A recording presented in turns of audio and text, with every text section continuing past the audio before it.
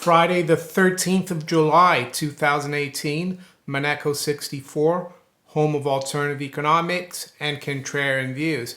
So it's Friday the 13th, is in Western culture is known as an unlucky day for some, of course. And where does that history come from? Well, some people suggest it's from Friday the 13th of October 1307, when King Philip IV of France arrested hundreds of Knights Templars. The Knights Templars, of course, were given a lot of, was an order, given a lot of power indirectly by the church to fight the Crusades in the 11th century, 12th century, and they became very powerful. And one of the reasons for that was because they didn't have to pay taxes to the church, but that's another story. So why am I going on about unlucky for some? Well, it seems to me that President Trump knows a little bit about this history because he's basically ended, in my opinion, the career of Prime Minister May in the UK. So I'm not sure if you guys have heard recently that her Brexit minister resigned. Her foreign secretary, who's the equivalent of the Secretary of State, resigned this week because she was proposing basically a Brexit only in name. And I'm not arguing for or against Brexit here. I'm just covering the news. So they resigned, and Trump arrived in the UK yesterday, and he held an interview with the Sun newspaper. And it's come out today, Trump, an exclusive interview with the Sun, and Trump says, and the article says, Trump's Brexit blast. And he said apparently to the Sun, I told May how to do Brexit, but she wrecked it. US trade deal is off. So that's what's going on today. That's quite important for UK viewers. And I will, say why it's important for them. And I'll do it through looking at the markets. So it's just gone past 9 a.m.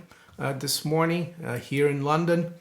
So what are the markets doing? Well, the major mover this morning, movers are the currencies. And by that, I mean the fiat currencies and the precious metals. Because precious metals, as you all know, are part of the currency foreign exchange or currency markets. I made a video recently talking about that, how the major foreign exchange page on the Reuters system includes gold and silver, XAU for gold, XAG for silver. So spot gold right now is down 580. It's at 1241.50.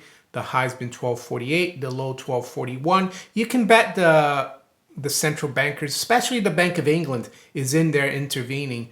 Probably not directly, but through their bank in Basel called the Bank for International Settlements. And why am I saying it's the Bank of England today? Well, because the pound is getting hammered because of the comments by Trump about the trade deal being off. The pound is down 0.6% at 131.27. I've told my viewers that the pound, the way the technical picture looks bad for the pound. Of course, the fundamental picture doesn't look good either. Yeah, just have a look at this chart of the pound. Does not look good at all. I think we're going to at least 128 in the short term, and we could go back to 120 in the medium to longer term fairly quickly. So what else is going on? Well, silver is down 0.6%. So almost tracking the pound. It's at 1584, down 10. The Dow is up 39, so fairly quiet, 24,962. S&P is 2801, up 3.5. And the NASDAQ is up 0.25%. So you had the pound 131.22, down 2/3%, or 82 pips, getting hit hard. We're right near the lows. Euro is down 1/3%, 116.30. Why is the euro down as well? Well, I think it's a major blow for the globalists. And I know a lot of you, and even I have wondered what Trump's deal is, but this kind of kills, I think, big part, that weakens a lot the EU, the European Union, which in my opinion is a globalist organization, which was actually created by the intelligence services. The CIA is heavily involved in this, in my opinion.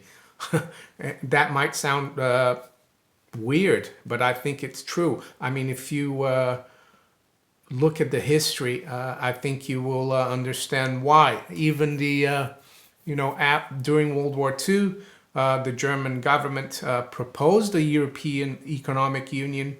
A lot of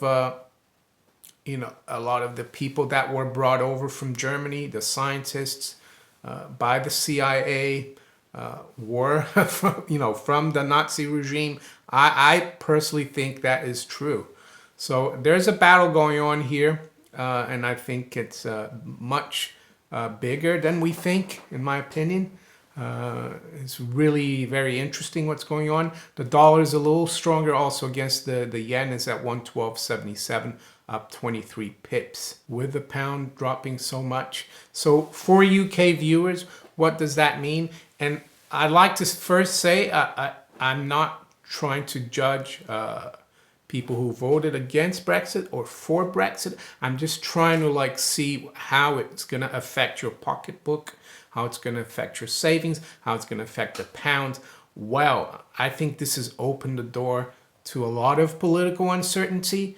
We could have a few scenarios where Theresa May is unseated as Prime Minister or Tory leader.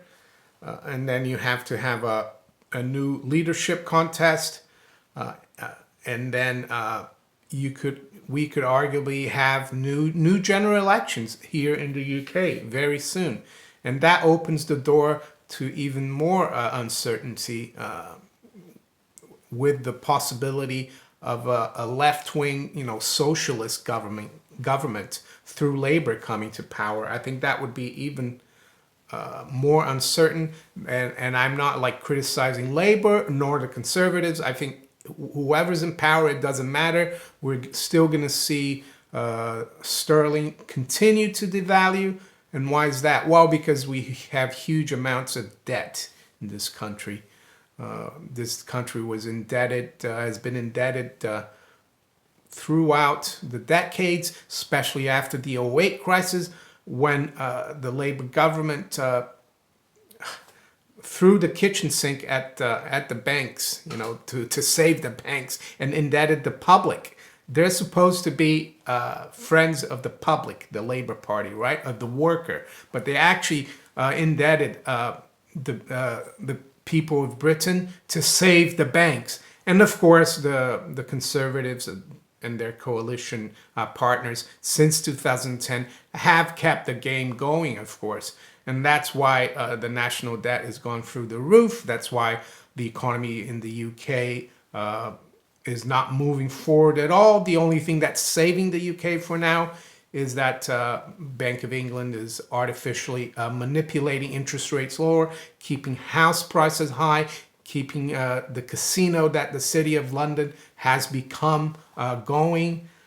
So it's getting very interesting. So even I know gold has come off quite a bit, but even in British pounds, we're still just below 950, which is quite an elevated level. I know it's off the highs from 2011. So what does the Sun say? The Sun, which came out with the Sun interviewed President Trump. It says, I told Theresa May not to do the Brexit deal, and she wrecked it. The trade deal is off. And he actually said he thinks Boris Johnson would be a better leader for the government.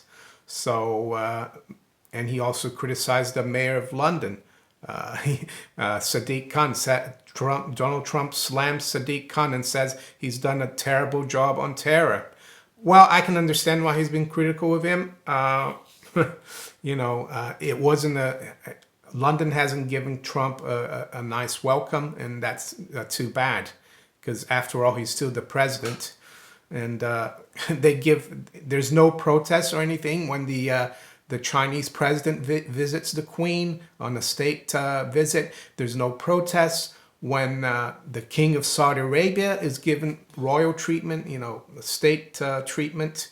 But when President Trump, who was elected democratically in the U.S., when he comes over, he's not given a nice welcome, and that's just hypocritical. Am I saying? I'm just stating the fact here. It just goes to show. I think we need to keep an eye on this for the UK viewers, also for maybe the overall. I remember in 2008, one of the symptoms of the financial crisis was the big drop in sterling from above $2 in 2007 all the way to 135 at the height of the financial crisis in 2008, early 2009. The pound dropped that much. So the fact that we could see the pound go into free fall could be negative for the whole global financial system. And why would I say that? Well, because London is still the center of derivatives for the world. It's the center of foreign exchange trading. So we need to keep an eye on this. If you enjoyed this video, please like, share it, subscribe to my channel if you haven't yet. And you can also follow me on Steemit, DTube, and on Twitter. And I'll talk to you later. Take care. Bye.